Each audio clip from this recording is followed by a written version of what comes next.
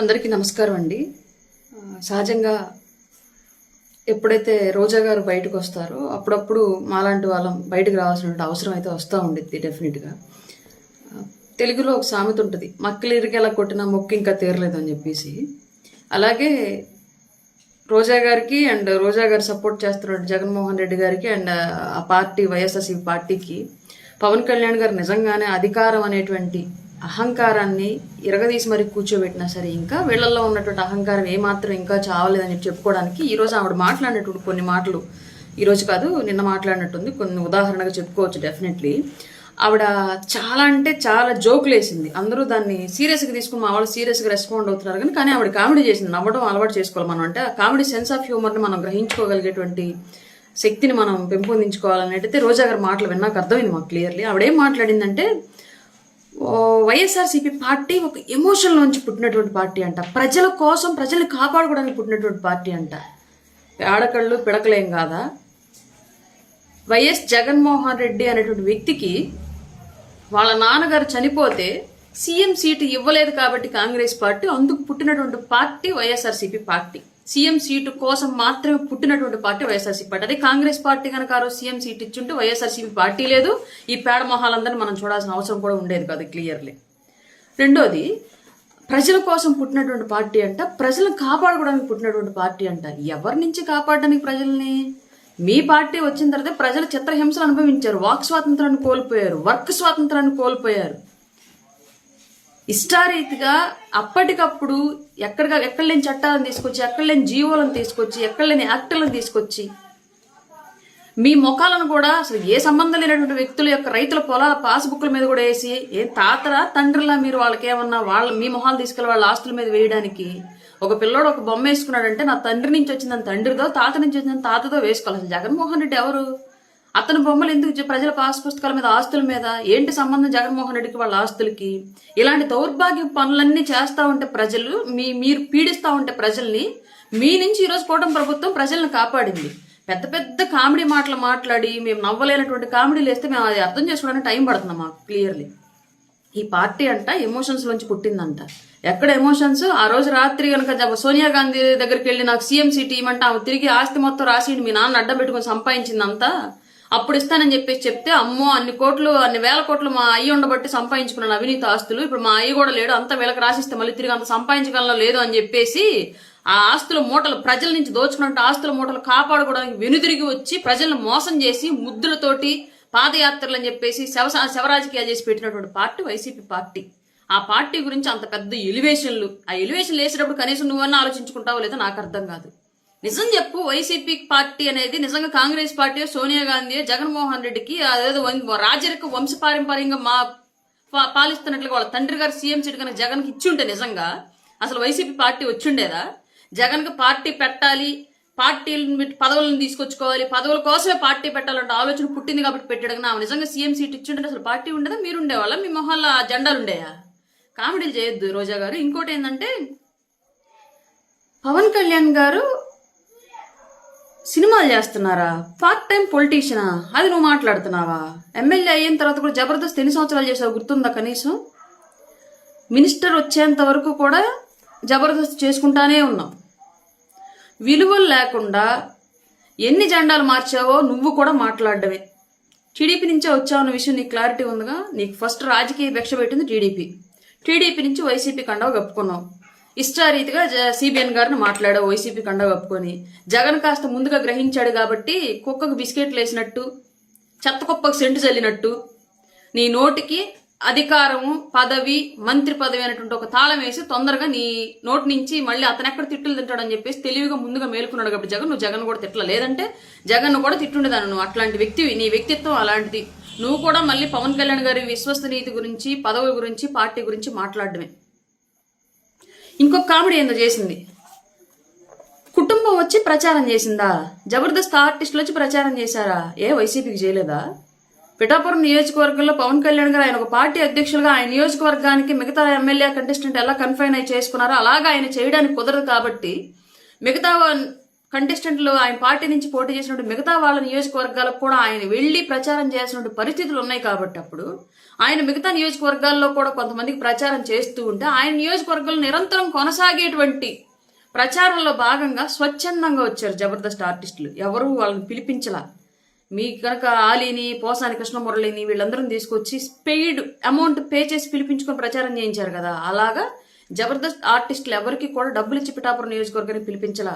ఆయన కుటుంబ సభ్యులు కూడా అట్లాంటి వ్యక్తికి మనం ఈ టైంలోనే సహాయం చేయాలి, రాజకీయం గతంలో ఎప్పుడు ఆయనకు సపోర్ట్ ఇవ్వలేదు, ఈ టైంలోనే మనం సపోర్ట్ ఇవ్వాలి అని చెప్పేసి స్వచ్ఛందంగా వచ్చి సపోర్ట్ ఆ నియోజకవర్గంలో ప్రచారం చేశారు. అది ఆయన మీద ఉన్న అభిమానంతో ఆయన నియోజకవర్గంలో నిరంతరం సాగేటువంటి ప్రచారంలో భాగంగా వాళ్ళు కూడా అందులో ఆయన గెలుపులో భాగస్వాములు అవ్వాలి అనే ఉద్దేశంతో వచ్చారు తప్ప ఎవరిని పవన్ కళ్యాణ్ గారు ఓడిపోతారనో వీళ్ళు ప్రచారం చెయ్యంగానే మాత్రమే గెలిచేస్తారనో ఇలాంటి ఉద్దేశాలతోటి అక్కడ నియోజకవర్గంలోకి ఎవరిని తీసుకురాల. జెండా కూలీలమా గర్వంగా చెప్తాం. వీఆర్ ప్రౌడ్లీ సే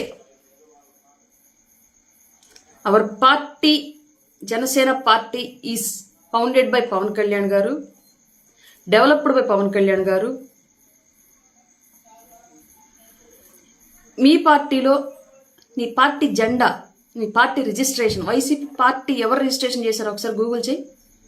కొలిశెట్టి శివకుమార్ అనే వ్యక్తి దగ్గర నుంచి పార్టీ లాక్కున్నాడు జగన్మోహన్ రెడ్డి. అంటే పార్టీ మీది కాదు, జెండా మీది కాదు, పార్టీ క్యాడర్ మీది కాదు. పవన్ కళ్యాణ్ గారు 180% మంది లీడర్స్ని జనసేనలో ఉన్నటువంటి సెకండ్ స్టేజ్ లీడర్లు అంతా కూడా పవన్ కళ్యాణ్ గారు కొత్తగా నాయకత్వ లక్షణాలను గుర్తించి బయటికి తీసుకొచ్చి వాళ్ళని ప్రమోట్ చేస్తే నాయకులుగా ఉన్నవాళ్ళే వాళ్ళు.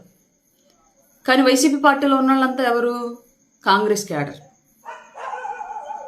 ప్రజారాజ్యం నుంచి పక్కకి వెళ్ళి కాంగ్రెస్లో చేరిన వాళ్ళు కొందరు, అయితే దూరంగా ఉన్న వాళ్ళు కొందరు, వీళ్ళంతా వచ్చి టీడీపీ నుంచి కొంతమంది, వీళ్ళంతా వచ్చి చేరితే వైసీపీ పార్టీ.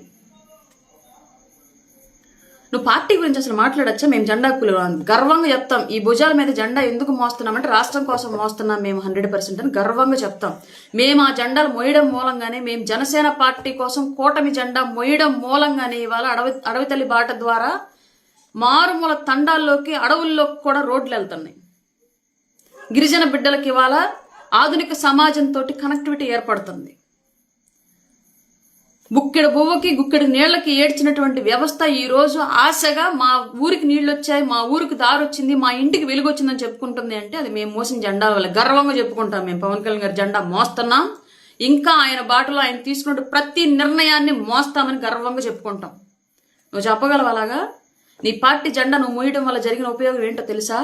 అటవీ భూములన్నీ పెద్దిరెడ్డి లాంటి పెద్ద పెద్ద వ్యక్తులు దోచుకోవడానికి, రేషన్ బియ్యం అన్ని పేరుని నాని, కొడాలి నాని లాంటి వాళ్ళందరూ పందికొక్కులాగా బొక్కి తినడానికి, టూరిజం పేరుతోటి నువ్వు అసలు ఆంధ్రప్రదేశ్లో ఎడారే లేదైతే ఎడారి కంట్రీస్ ఉన్నటువంటి దుబాయ్, అబుదాబి లాంటి కంట్రీస్కి వెళ్ళి టూరిజం మినిస్టర్గా పక్క దేశాల్లో ఉన్నటువంటి టూరిజం ఆంధ్రప్రదేశ్లో డెవలప్ చేయడానికి వెళ్ళానని చెప్పేసి ఇసుక డారలో నీలాంటి వాళ్ళు దొల్లడానికి, ఇంకా చాలా మంది 1-2 కాదు, ద్వారంపూడి చంద్రశేఖర్ రెడ్డి లాంటి వాళ్ళంతా ఎక్స్పోర్ట్ మాఫియాకి అడుగులు వేయడానికి, సపోర్ట్ చేయడానికి, ఇలా ఒకళ్ళు కాదు 2 కాదు, రాష్ట్ర వ్యాప్తంగా ఉన్నటువంటి సోకాల్డ్ జగన్మోహన్ రెడ్డి బినామీలంతా కూడా రాష్ట్రాన్ని దోచుకోవడానికి నువ్వు జెండా మోసావు, నువ్వు కండువా మార్చావు. మేము అలా చెప్పట్లా, మేము క్లియర్గా చెప్తున్నాం. ఈ రోజుకి కూడా మేము జనసేన జెండా మోస్తున్నాం. జనసేన అధ్యక్షులు పవన్ కళ్యాణ్ గారు తీసుకున్న నిర్ణయాన్ని సపోర్ట్ చేస్తూ కూటమి జెండాలను మోస్తూనే ఉంటాం. ఎప్పటి వరకు అంటే ఆంధ్రప్రదేశ్ అభివృద్ధి అనేటువంటి నా నాయకుడు పెట్టుకున్న లక్ష్యం నెరవేరేంత వరకు ఈ జెండాలు మోస్తానే ఉంటాం. మాకు ఎలాంటి అభ్యంతరం లేదు. పదవులు, అధికారాలు ఇవన్నీ మాకు సెకండరీ. మాకు ఫస్ట్ ప్రయారిటీ రాష్ట్ర అభివృద్ధి. దీని గురించే మా నాయకుడు పాటుపడుతున్నాడు, దీని గురించి మేము ఆయన జెండాలు మోస్తున్నామని గర్వంగా చెప్పుకుంటాం. నీకు ఆ ధైర్యం ఉందా? పార్టీ, వైసీపీ పార్టీ నీ నాయకుడు పెట్టింది కాదు, నువ్వు మార్చిన కండువా, నువ్వు మోసే జెండా నీకు సంబంధం లేని విషయం. నువ్వు చేసినటువంటి పాలనలో అందరూ ప్రజలను దోచుకున్న వాళ్ళు తప్ప మాలాగా ప్రజలకు పెట్టిన వాళ్ళు ఎవరూ లేరు. పల్లె పండుగ పేరుతోటి పంచాయతీరాజ్ వ్యవస్థ వాళ్ళ దేశంలోని నంబర్ 1 పొజిషన్లో ఉంది అంటే అది పవన్ కళ్యాణ్ గారి వల్ల ఉంది. నీ నాయకుడు వల్ల అయిందా? నీ గవర్నమెంట్ టైంలో పంచాయతీరాజ్ వ్యవస్థ వల్ల అయిందా? పంచాయతీరాజ్ మినిస్టర్ వల్ల అయిందా? నీ వల్ల అయిందా? ఈ మాటలన్నీ మనం పాలన పరంగా మాట్లాడుకుంటే చాలా పిన్ టు పిన్ మాట్లాడతాం. కానీ వ్యక్తిగతంగా వెళ్ళామనుకో మేము చాలా వ్యక్తిగతంగా వెళ్లాల్సి వస్తుంది. మమ్మల్ని ఆపుతున్నారు కాబట్టి ఆగుతున్నాం. ఆ విషయం మీకు అర్థం అవ్వట్లా. మీకు మాకు తేడా ఉండాలి అని మా నాయకుడు ఒక లైన్ తీశాడు. ఆ లైన్ అలాగే మెయింటైన్ చేసుకుంటూ వెళుతున్నాం మేము. మరీ మీరు లైన్ క్రాస్ అయి మాట్లాడితే కొన్నిసార్లు మేము మా నాయకుడి మాట కూడా వినకుండానే కొంత బుద్ధి చెప్పాల్సిన పరిస్థితి అయితే డెఫినెట్గా వస్తుంది. అంత దూరం తెచ్చుకోవద్దని చెప్పేసి అయితే గౌరవ రోజా గారికి చెప్తున్నాం ఈ విషయం క్లియర్లీ. మేము మోసే జెండా వల్ల ఇవాళ 6,000 మంది పోలీసు నియామకాలు జరిగాయి. మేము మోసిన జెండా వల్లే డిఎస్సి ఉద్యోగులకి డిఎస్సి నోటిఫికేషన్ బట్టి టీచర్ల నియామకం జరిగింది.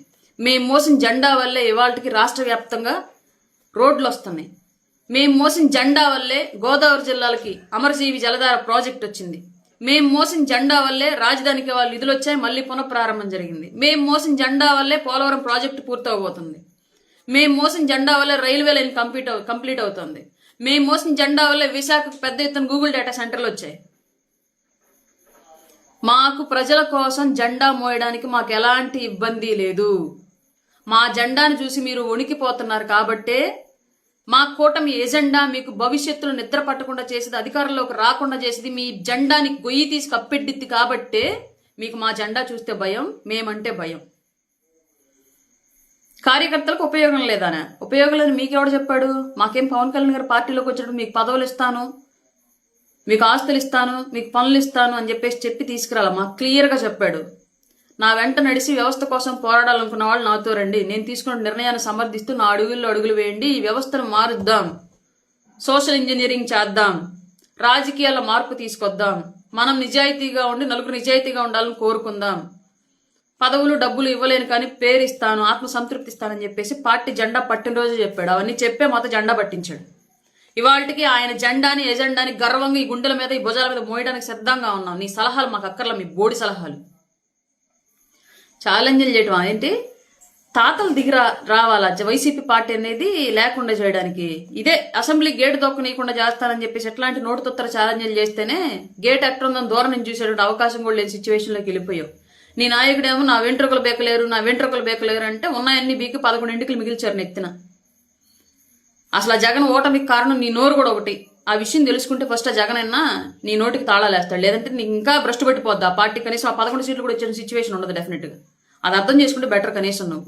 ఎందుకో మిగతా మహిళా లీడర్లను చూస్తే అంత కోపం ఈ స్థాయిలో నాకు రాదు, కానీ జనరల్గా ఎవరైనా సరే ఎదిగే క్రమంలో చాలా కష్టపడి ఉంటారు అన్నటువంటి సింపతి ఉంటుంది నాకు చాలా వరకు. మిమ్మల్ని చూస్తే రోజా గారు ఎందుకో తెలియదు కానివ్వండి, మీ హావభావాల, మీ భాష, లేదంటే మీరు గతాన్ని మర్చి గురిగింజ మాట్లాడుతుంటారు చూసారా, అట్లాంటిది చూడడం వల్ల ఏమో తెలియదు కానీ రెస్పెక్ట్ ఇద్దామన్నా సరే ఒక్కొక్కసారి రావట్లే, ఎందుకో తెలియదు. కొంచెం మీరు